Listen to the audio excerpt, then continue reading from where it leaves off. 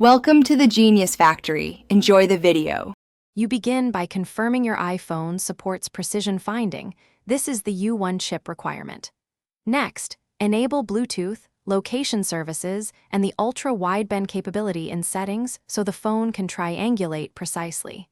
Open the Find My app and select the AirTag you want to locate. That links the tag to the sensor system. Once done, tap Find. This starts the directional and distance cues, so you can use visual and haptic feedback to guide your search immediately.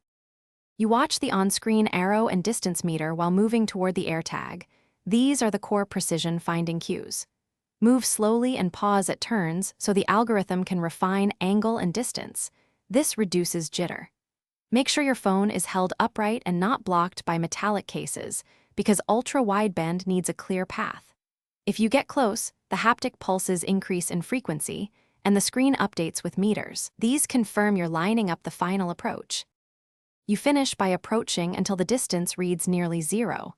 0 meters and the haptics are steady, then retrieve the item.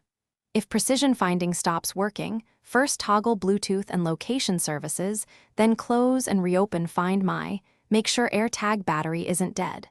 If that fails, restart your iPhone to reset the UWB radio. Finally, check the AirTag's battery and replace it if signals stay weak. This single fix often restores reliable directional tracking. Thanks for watching. If you found this helpful, don't forget to like and subscribe.